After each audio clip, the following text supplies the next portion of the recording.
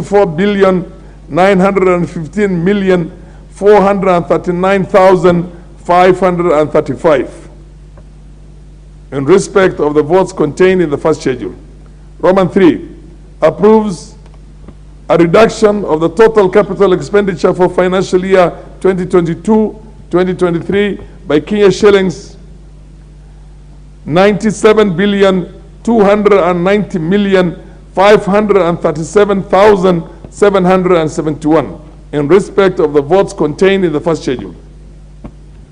Roman 4 approves an overall reduction in the total budget for the financial year 2022-2023 by Kenya shillings 2,375,096,236 in respect of the votes contained in the first schedule.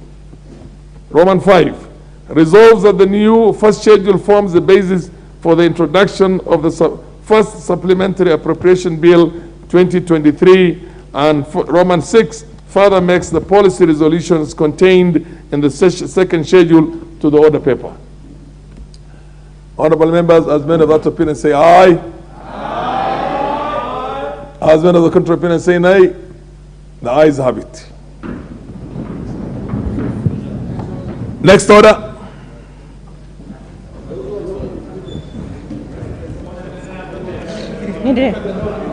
Order number 9, motion. General debate on the proposal to Parliament to consider amending the Constitution and the standing orders.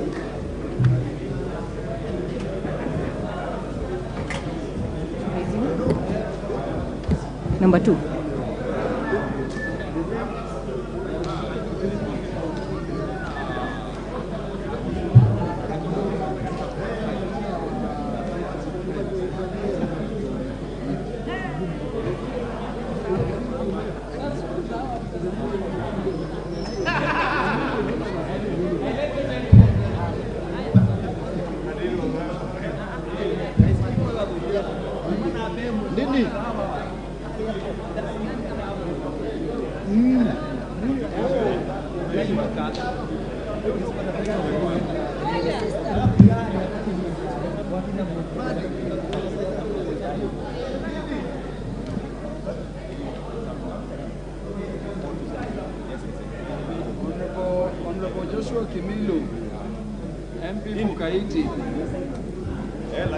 Honorable John Waluke, MP for Sirisia.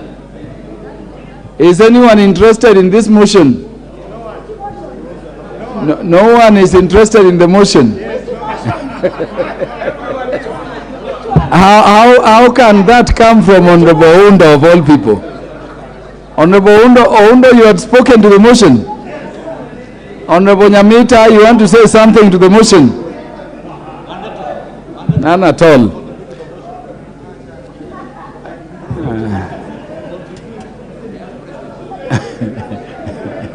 You want the mover? Who is the mover?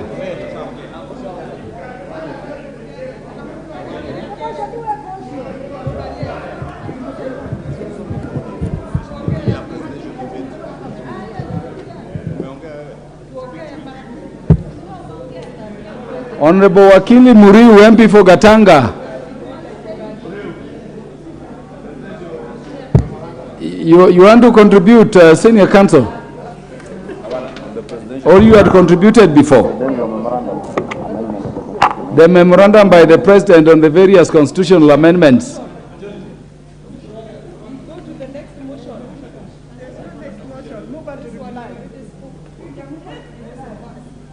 Honorable Muriu is not interested. Do I take it so?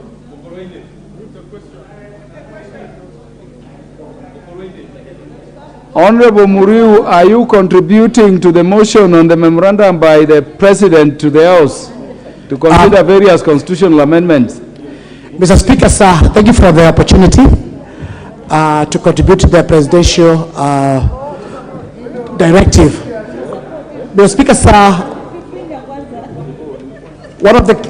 there's a key issue here that there are a number of proposed amendments by the President, yes, which need to come before this Parliament. And one of the key proposals is to create the office of the official opposition.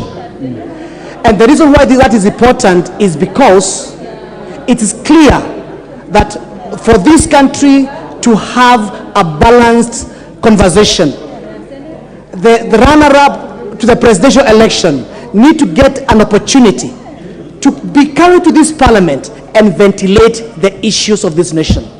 And remember, the second runner in the presidential election carries a huge number of votes. It represents a certain constituency, which Mr. Speaker, cannot be ignored. And therefore, the proposal brought before this House are in order. The time has come, and I propose that those proposals, Mr. Speaker, sir, be adopted and be brought before the House for this House to debate on those issues. The second issue, Mr. Speaker, sir, is on the issue regarding the NG-CDF. Mr. Speaker, sir, if there is funds in this country which has transformed this country, is NG-CDF funds. If you walk around this country, you see developments that have been created by NG-CDF.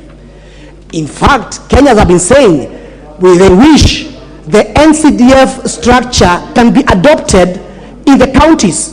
Despite the fact that we have poured so much billions in the counties, the effect is not being seen by the common man. And therefore, there have been issues, there have been court cases which we have been defending, and the only way we can be able to salvage the NG-CDF, which, Mr. Speaker, sir, takes care of the vulnerables, paying for education, paying for bursary.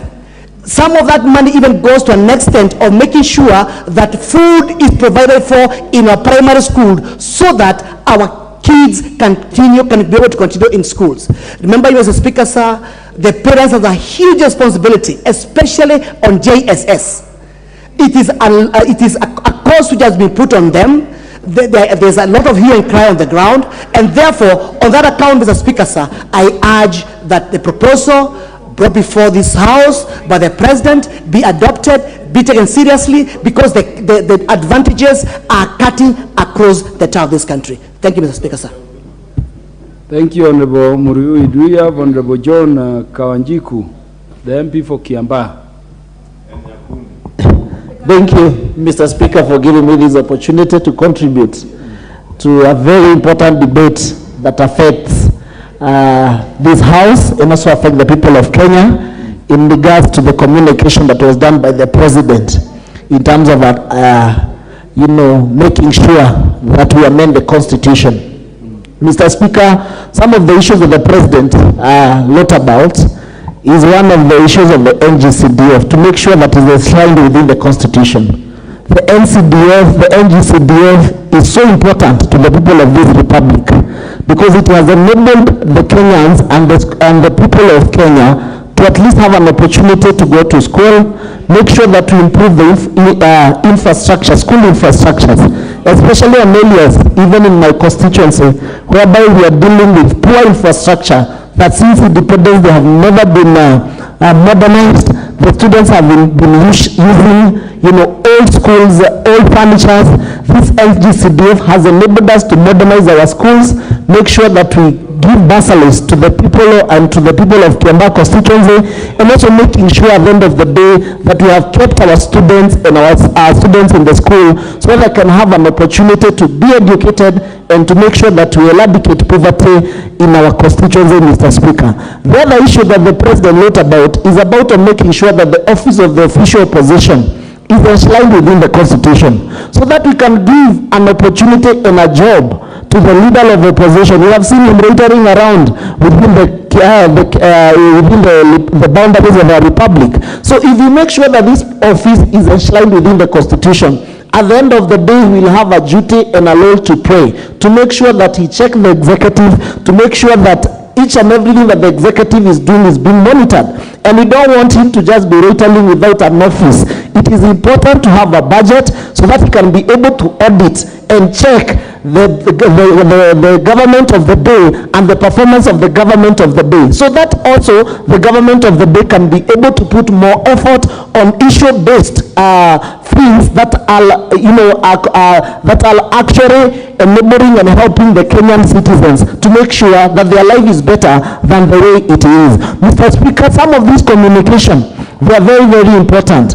We make sure that the office of the opposition, that even if any person participates in an election and is able to win an election and is able to become number 2 or become the leader of opposition, he will help to guard and also to protect the interest of the Kenyans across the board, Mr. Speaker. Therefore, we are supporting the amendment of this constitution, Mr. Speaker, and we make sure that some of these things we will not be able to deal with. The same case we have seen with the issue of 2 to 3, Mr. Speaker, that the government exaggerates the usage and misuse of 2 to 3 because there is no official leader of opposition who is checking the government and the performance of the government of the day. Therefore, Mr. Speaker, I'm in support that we should amend the constitution and make sure that some of those things that the president have raised, we have been able to put them within the constitution for future references, Mr. Speaker. I therefore support the motion. Thank you. Thank you, Honorable John Kagushia, the MP from Kurueni. Make your contributions. Honorable Speaker, I want to thank you for this opportunity, and I would like to support the proposals by His Excellency the President in bringing the amendments to this House. And of course, one of the amendments that we have is in regard to the official of opposition leader. And this position, Honorable Speaker, the reason why I support is because this is going to be for posterity. It's going to help our nation to bring the official opposition leader in the House so that any person who occupies that position is able to make contribution which is meaningful to the country, is able to contribute and also add his ideas and his agenda as an alternative government, and those proposals and policies that are proposed by the official of opposition can actually be adopted by government and also be implemented. It is unfair that the official of opposition leader finds himself in a way that he incites the public in the public rallies, in demos, in maandamanos, in the streets, in a way to urge Kenyans to engage in illegal activities to help him be able to get what he argues he did not get when the election was conducted and when the election was completed last year. It is important that instead we bring this leader to the House and have him make his arguments formally and in a way that can be interrogated also. Because, you know, there's nobody who can interrogate you there in the public rallies. There's nobody who will be able to ask you questions as to why you have that stand or that belief or that persuasion and why you're inciting the public. Instead, it's important that those persuasions that the official opposition party does have are brought to the people in a formal way, in a way that they can be interrogated. Mr. Speaker. Honorable Kaguchia, I'll give you 2 more minutes. Thank you, Mr. Speaker. You sound more knowledgeable. I wanted you, before you go to the next point, to explain to people how you can bring the leader of the official opposition to a parliament in a presidential system where there is no opposition. Honorable Speaker. Just elaborate that so that Parliament can proceed. Honorable Speaker, the reason why we are in this assembly is to legislate. And one of the things that we intend to do is to legislate as per the proposals that His Excellency the President has brought to the House on how we can make this position formal and how we'll make this position availed to Kenyans for posterity. So, Honorable Speaker, the question that you have raised is an important question, which we are going to be deliberating and debating and engaging on so that we can be able to look at our constitution, because we are actually reviewing or we are looking at our constitution so that we can see how we can now be able to bring provisions that are going to allow exactly what you have asked for, so that you can have the official position formally in this assembly. So, Honorable Speaker, our work is to legislate, and we are going to do exactly that, so that we can be able to bring and to make this possible.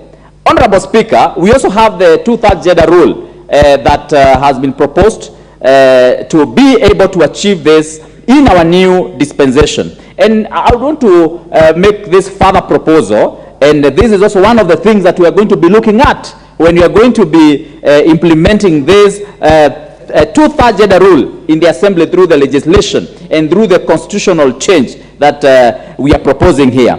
And what I propose is that because of the costs that are involved in selecting or in nominating many women or women leaders, let me say that, to balance the gender, I propose that we give precedence to nominating people with disability, people who are going to represent minorities, in ethnic minorities, people who are going to be representing other special categories.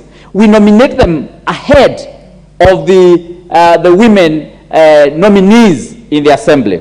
And once we do that, then we take that number and look at it in totality, and then use that number now to calculate the 2/3 gender, so that we can see how many more women do we need to be able to balance the equation. And in a situation where we have more women in the parliament, then how many more men do we need to be able to balance the equation? And that way we are going to reduce the number of men or women who are going to be nominated in this assembly, so that we are also sensitive to the costs that are involved. Honorable Speaker, you are aware that we have been debating the supplementary budget in this assembly this afternoon. And of course, one of the major concerns of any Kenyan anywhere is the cost of running government. The recurrent budget of this government, of course, of government, as it has been for quite some time, has been way beyond what Kenyans can be able to manage. And for that reason, then, we need to look for ways and means of ensuring that as much as practically possible, we have reduced the number of nominated seats in the National Assembly. And that's why I propose, when we are looking at this 2/3 gender rule, we must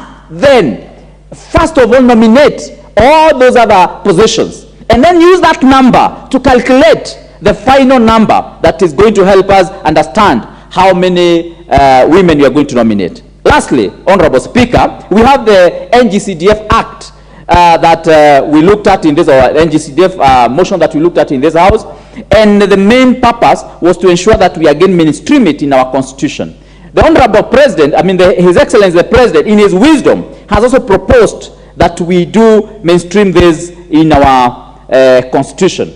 And I would want to point that this is very important and very key for us as an assembly, because we are going to deal with the naysayers. We are going to deal with the busybodies that have been in the corridors of justice every other day, trying to derail this very important aspect of our resources, which go directly to the people on the ground. And I'm sure if the people on the ground were asked to vote on NG-CDF, you will find that every other common man, every other person who depends on the bursary that they receive from the NG-CDF would be voting with the members of parliament on this. But some people, busybodies, have shown like the members of parliament have been pursuing the NG-CDF for their own benefit. But that is not the case. This is for the case and for the benefit of the common mwananchi in the Republic of Kenya. And so, Honorable Speaker, what I propose is that not only do we entrench the NG-CDF in our Constitution, but we also enhance the mandate.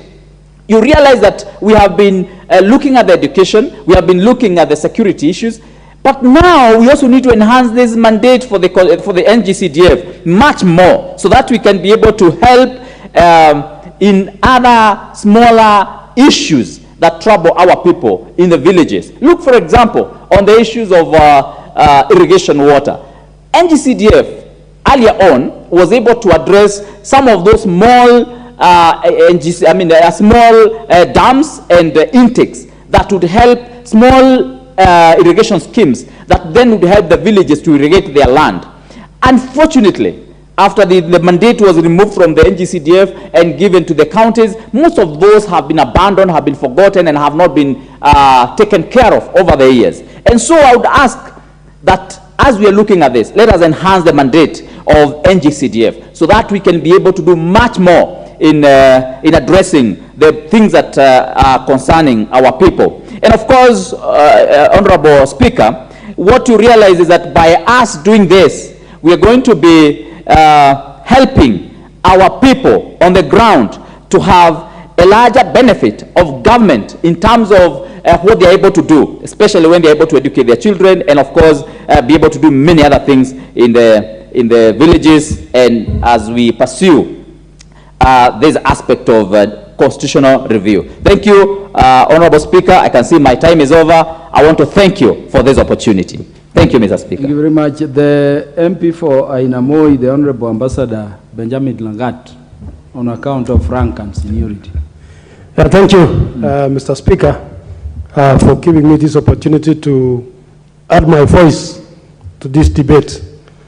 Mr. Speaker, I think this is one of those motions which are open-ended, Mr. Speaker. Mr. Speaker, I served in this House in the 10th Parliament in the old Constitution.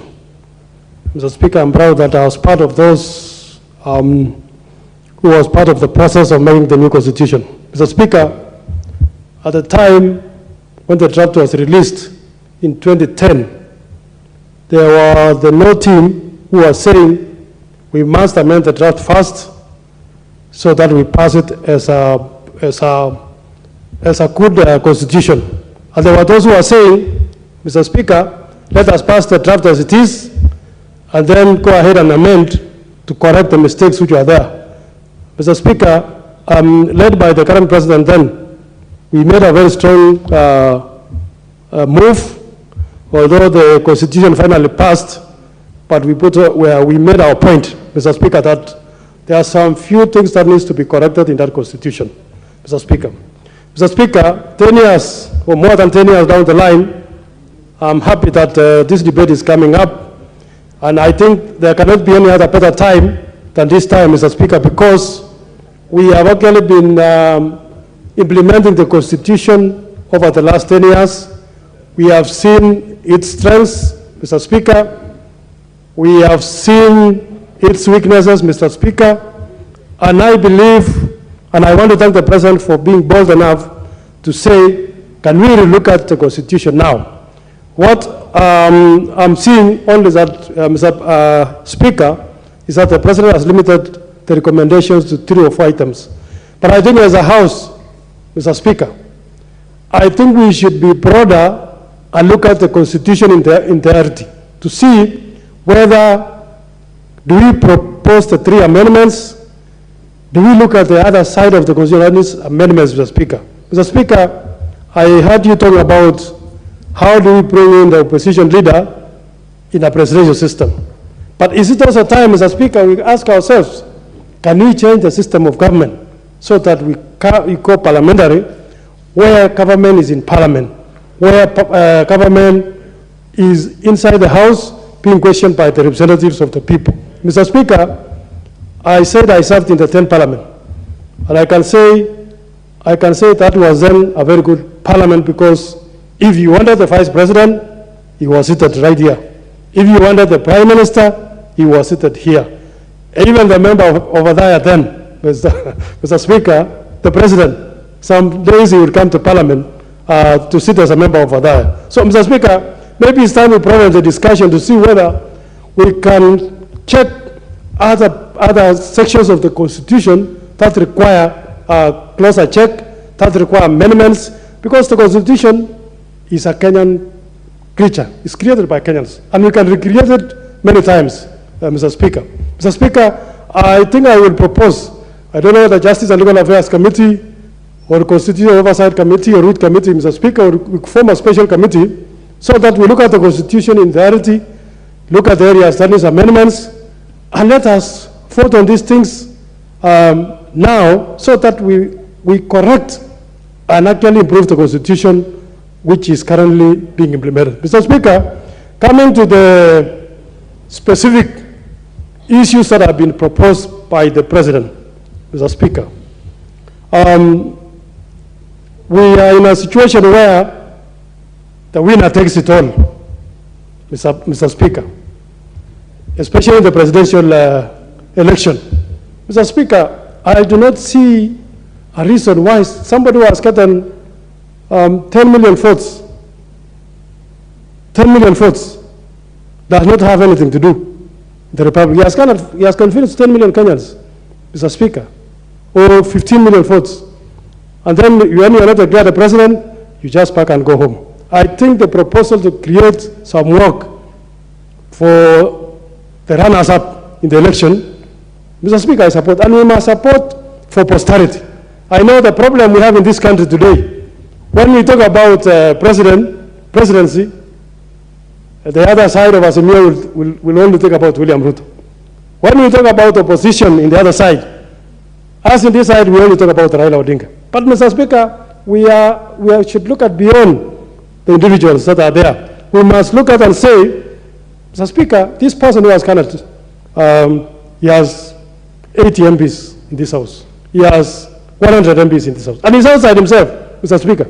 I think we must say in the Constitution that Parliament shall comprise of the runners-up in the election, and the running mate, Mr. Speaker, and then they sit and lead from in the House, Mr. Speaker, whatever they want to answer. Today we are facing a situation where, for lack of something to do, somebody has organized demonstrations in every city, Mr. Speaker.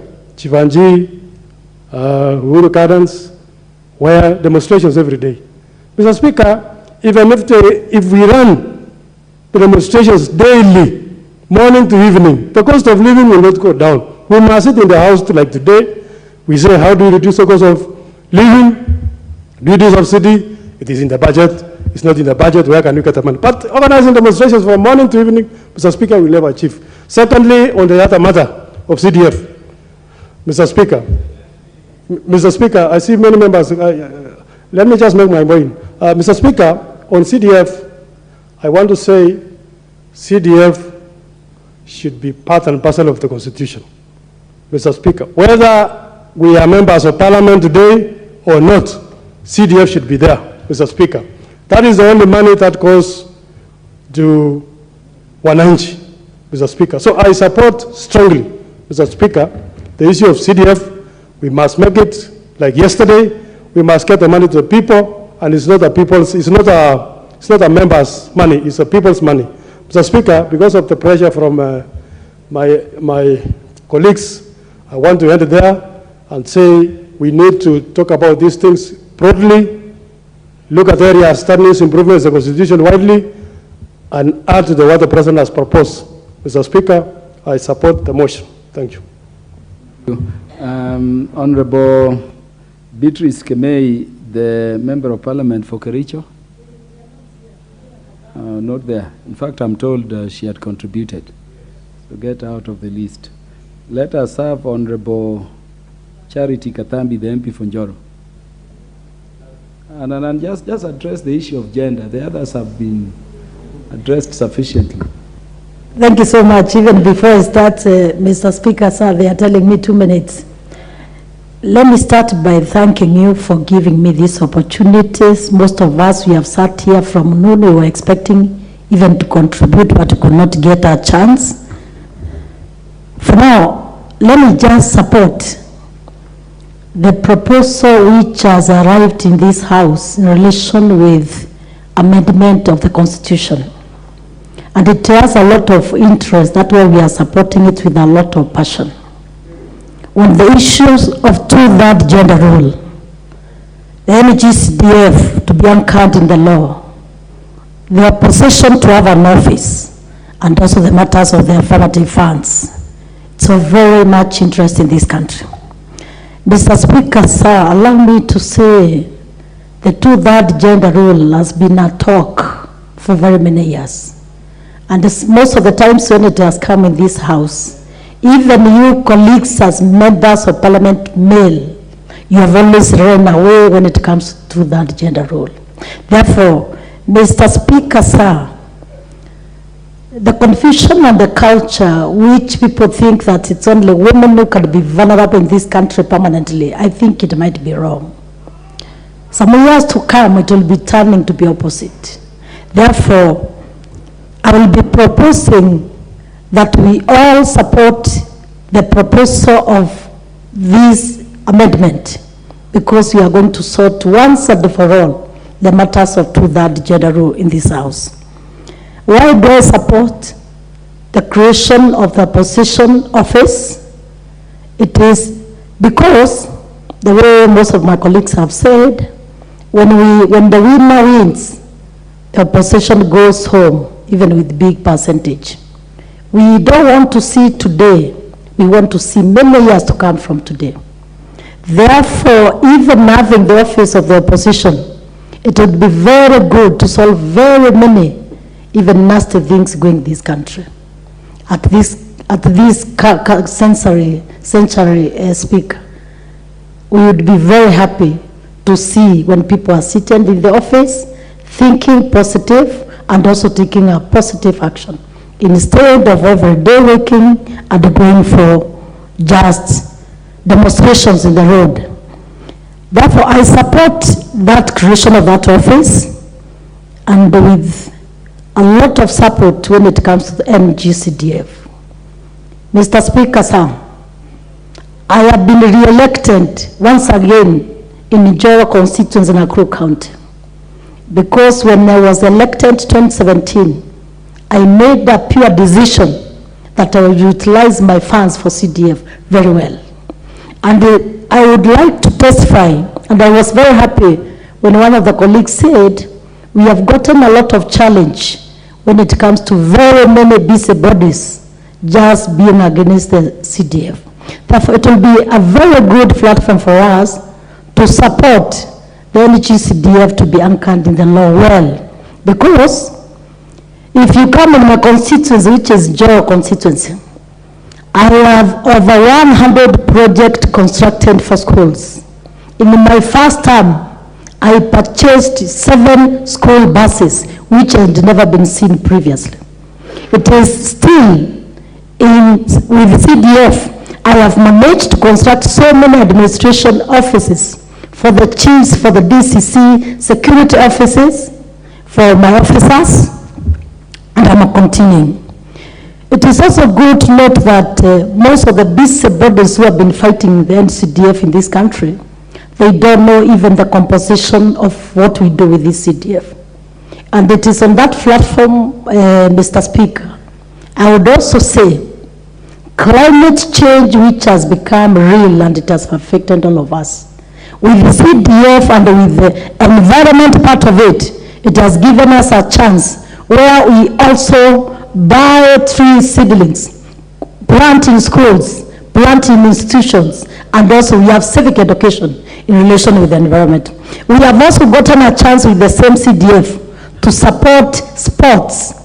We have supported a lot with the same, with emergencies and very many. Therefore, Mr. Speaker, sir, because I have many colleagues who are willing to contribute before it is too late, I just want to say that I fully support the amendment of this constitution to make sure that the NG-CDF is well anchored in the law, the two-thirds gender rule is done once and for all, and we sort the matter. With that, Mr. Speaker, sir, thank you so much for that opportunity.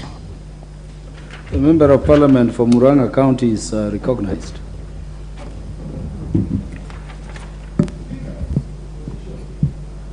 Thank you.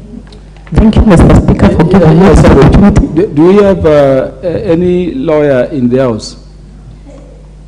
Any other? The lawyer will speak. So as the Member of Parliament for Murang'a contributes, I want you to begin looking at Article 38 so that you can enrich the House on it when you get your chance. Proceed.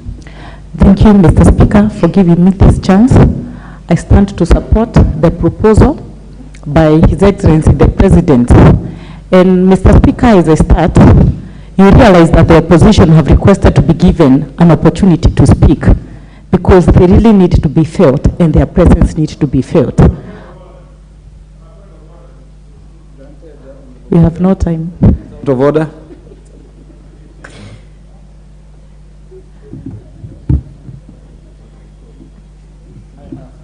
Honorable Kajuan, what is out of order? Mr. Speaker, is it in order for the member? I know he's a new member, but You see, in order to address the people who are sitting on this other side as opposition, I thought the last time I checked there was only minority and majority. No. So you are speaking to the Hansard. Is it in order that this member should refer to us as opposition? Kajwang, your point of order is noted. But and I also know the member is very knowledgeable. The member was referring to a member who spoke from there saying opposition wants to speak. I think that was the only context. Yes, so because of that, you may proceed. Honorable Kajwang, forgive the member. And for that reason, Mr. Speaker, I support the need of creating the office of the Leader of Opposition. One, based on the election that we just concluded last year, the President won with 6 million votes and the margin 6.2 million, and the Leader of Opposition was able to get 6 million votes. That's a person with a great following of people in this nation. We want to have a dignified Leader of Opposition, and I'm not basing my content on the current Leader of Opposition. I propose that we should be a house that will be making rules and making laws that will favor us when we're in leadership and when we are out of leadership. When I talk about the office of the Leader of Opposition, it is ensuring that he's even supported with cars to enhance his mobility. Whether he wants to go for maandamano or whether he wants to go for meetings, we really need to enhance his mobility, create an office of the Leader of Opposition, and create a budget to support his undertaking and his work. I will not speak about the two-third gender rule, but I will also speak about the cabinet secretaries presenting themselves to the House. One of the roles of Parliament is oversight, and it is good when they come to the floor of the House, we oversight them by asking questions. I really need to stop at that point, Mr. Speaker, because I see there are very many people who really want to support that the Leader of Opposition need an office in this nation. You stand corrected. There is no position in this House currently, Honorable Betty Maina. Honorable Joshua Kimilu has been up the list of requests for very long. Is recognized. Kimilu, you don't have to spend the entire 10 minutes. Have a bite on something. Thank you, Speaker, for your guidelines. Mr. Speaker, I just want to thank you for giving me the opportunity. And Mr. Speaker, I want to say that I support the amendments, but with some other amendments which need to be done on those amendments. Because, Mr. Speaker, some of the things which the President proposed here, they are good. But others, I don't think whether they are doable to the system we are in today. About NG-CDF, I'm very much happy about it because I got it into the law. It will make a lot of sense because through NG-CDF, we have taken some students to schools. People have changed their living standard through the NG-CDF. We have built schools, buying school buses, and NG-CDF have done a lot to this country, Mr. Speaker. But, Mr. Speaker, also, there are other things like GAF, Mr. Speaker. Through women representative, they have done, helped the Kenyans through table banking to the women, whereby, Mr. Speaker, I remember before I became a member of Parliament, they had a program, and the program had helped many, changed living standards of many people, whereby I support it to be anchored by the law, Mr. Speaker. For the office of the opposition leader, Mr. Speaker, it is true, Mr. Speaker, because sometimes you get that after election that the other side of those who don't make it, Mr. Speaker, the leaders are following. And for him to be outside, to go home just like that, Mr. Speaker, I think it's a challenge. But, Mr. Speaker, I don't know the way how we are going to do it without going for a referendum, Mr. Speaker. So I think some of the proposals here needs a referendum, Mr. Speaker. And, Mr. Speaker, if you go through the some of the amendments which were proposed by the President, they make a lot of sense and they are very important. But others, Mr. Speaker, we need to go through the law and see how we are going to do it. Mr. Speaker, because there are many requests, Mr. Speaker, I just want to leave it there and give my colleagues the opportunity to contribute also. Thank you. Honorable Japhet Nyakundi, MP for Kitutu Chache. Thank you, Mr. Speaker, for giving me this opportunity to debate on this motion on the amendment of the Constitution. Mr. Speaker, this amendment is very, very important to this nation and to the people of Kenya, more especially in creating the position of the official opposition. We've seen the leader of the official opposition running around without any portfolio, without anywhere to bring his grievances. You've seen him in Kisii, you've seen him in Kericho, you've seen him in Kakamega. Kindly now we want to create the official opposition office so that he gets where he can bring his grievances. And this is not for the purpose of the current official opposition. It is for the current opposition leader. This office is created for the purpose of making sure that there are checks and balances. It creates a shadow government for himself so that the current government can be put on check. Number two, as is Honorable Kajong on a point of order?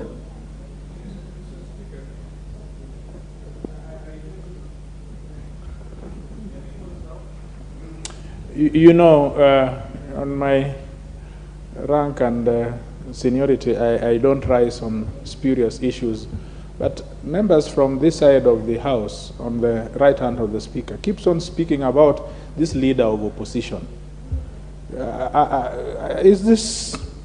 Could the members take seriously the Constitution, read it through, and read the standing orders? In it, there will be no word called opposition. The word opposition, that nomenclature, is not there. Is it in order that members, speak this word in the Hansard every time as though there is somebody called leader of opposition? Or is that not, misleading the House, a matter of fact? Honorable Japhet Nyakundi, this opposition you are talking about is which one? The one you are proposing, Mr. Speaker, sir.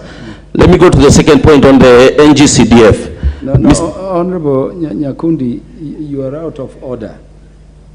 You are out of order. Under our constitutional architecture, currently we don't have an opposition, and we also do not have a leader of official opposition.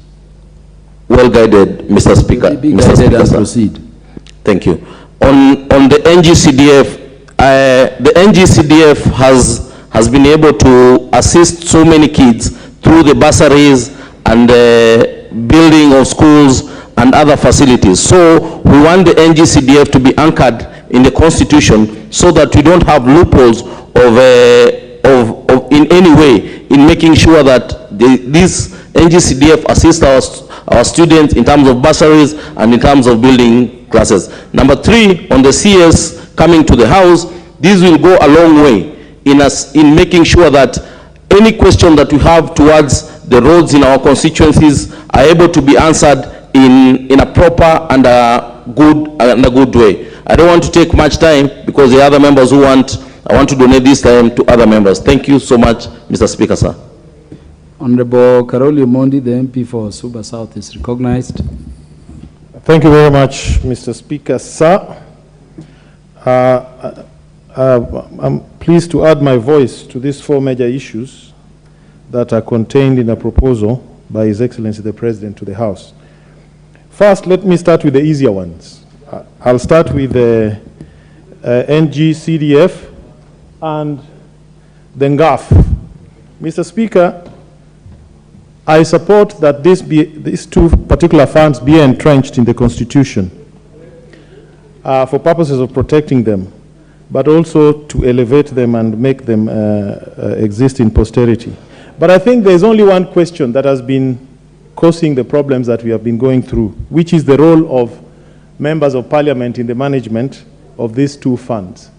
And I think it should go on record that when anybody seeks an elective office, you go there on the basis of what we call a manifesto. You present your plan to the people. And once you do so, and they elect you, they give you the mandate to implement that very manifesto. That is the basis upon which leaders are given the power to exercise control of budget, control of selecting programs and control of deciding on what should be implemented and what is a priority. So I think that is the issue we should really look into. Yeah, the issue of mandate based on the manifestos that you get when you seek elective post. On gender parity, Mr. Speaker, I think the calculation should be 290 as opposed to 290 plus 47 plus. I think you cannot exercise affirmative action on affirmative number, which is the 47, yeah, members of parliament who are elected as affirmative action. So I think we should be calculating the deficit of the female members of parliament on the basis of the 290, which if you take 1/3 of 290, then you have 87. And then we should deduct the 47, which are already guaranteed, which leaves us with 40 seats. That is the number that we should be looking for at every election cycle. And then we have 12 nominated members of parliament. I think as a matter of rule, those should be preserved on a priority basis for female candidates, especially those who have run and become number 2 in their respective roles. That is what the political parties should do. And I don't think the political parties should have a big problem with this, because after all, they are private members' clubs, but which are funded by public funds. So they should be compelled to take certain actions. Private members, I mean, political parties are no different from Nairobi Club or from Gor Mahia Football Club. But in our case, they get funding from the exchequer. But if you add the 12, then the shortfall would be about 28. And again here, my view is that this 28 should be secured by political parties being required to issue direct nominations to 28 women on a prorated basis, depending on the strength of the parties, direct tickets to females in safe seats. That's how they do it in other jurisdictions. They are safe seats. Every party knows where the safe seats are. So in their nomination process, at least that number 28 should be prorated among political parties, and each should nominate women for elective contest in their safe seats. Now, let me go to the difficult ones. Mr. Speaker, on the CSs coming into Parliament, I think we are having a lot of confusion understanding what political systems we have. We have 3 major ones: parliamentary system, we have presidential system, and then we have a mixture, like in France or Tanzania, where there is a mixture of parliamentary and presidential system. I think in 2010 we made a very clear choice. Either we were going to have a pure presidential system, which we have, or we were going to have a parliamentary system. Those were the only 2 choices. The mixed mongrel that we had was the earlier Kilifi draft, which was not what we had in 2010. So in a parliamentary system, members of government come from parliament, but in a presidential system, they don't. And members of the executive, ministers, have no business coming to the House and being members and being on this floor. They should appear in committees where they should be interrogated. And if any member has a question for a cabinet secretary, you should appear there whether you are a member of that committee or not, as amicus, and interrogate that particular member of parliament. So I think the solution is in strengthening the rules of how committees function relative to ministers coming to answer questions when summoned by parliament, but not necessarily inviting them to be members. I think this will weaken the role of committee chairs. So I don't support that. Secondly, the leader of opposition is a misnomer. Since there is no opposition, we cannot have a leader of opposition in this house, since there is no opposition itself. Yeah, we can only have leader of majority, or we can only have leader of minority. And again, as I said, there's a constitutional logic. There's what the French call raison d'etre. For all these systems, there's a reason, there's a logic from beginning to end. What we are trying to do is to cut and paste things. Yeah, and we are still suffering from the British hangover of the British parliamentary system, which is not what we should be discussing now. So we make a choice, as the Honorable Member Lagata said. Either we go back to parliamentary system and make it pure like in the British system, or we have a pure parliamentary system like what we have here, which is the American system. And I'm very suspicious when you want to institutionalize the role of leader of opposition. I see it being created as a preserve of some communities, and I'm very reluctant to support that. Yeah, I don't support that. So there's a very simple solution. In America, if you vie for elections, and you lose even by one vote. Calori Omondi, which community are you reading through this position? I will only say certain communities have held the opposition role for a very long time. Others have not. Mr. Speaker, my reading of it is that we should What is out of order, Honorable Jessica Mbalu?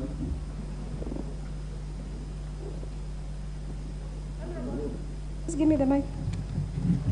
Honorable Speaker, with all due respect, can the members substantiate which are these certain communities, as I want to support, of course, the debate, especially on the gender rule, two-third gender rule, and about the GAF and NG-CDF.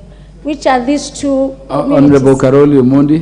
Mr. Speaker, thank you very much. I think one only has to look at the history of Kenya from 1963 to now, which communities have held the presidency and which ones have not. I don't have to explain it. It is there in black and white. You just have to look at the history, and you can count those who have had it and those who have not. So, Mr. Speaker, I think we need to clearly understand how presidential systems work. In a presidential system, you offer yourself as a candidate, again on the basis of a manifesto. When you are elected, you are given the mandate to implement your manifesto. That mandate is personal to the person called the president. And in the US, he exercises that authority himself. And that is why in those countries, the cabinet assists the president. In a parliamentary system, it is a bound mandate. Yeah, it is a collective mandate. You go as a group of parliamentarians and you seek the mandate. And when you win, yeah, you come to implement it. And the leader of that group, who is first amongst equal, called the prime minister, exercises that authority on behalf of others. And that is why it is government by cabinet.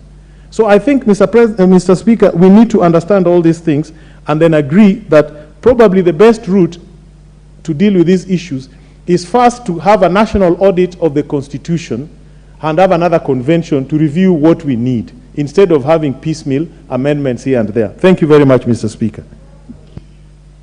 Order, honorable members. Honorable members, the time being 7:03 p.m., this House stands adjourned until Wednesday, the first day of March 2023 at 9:30 a.m.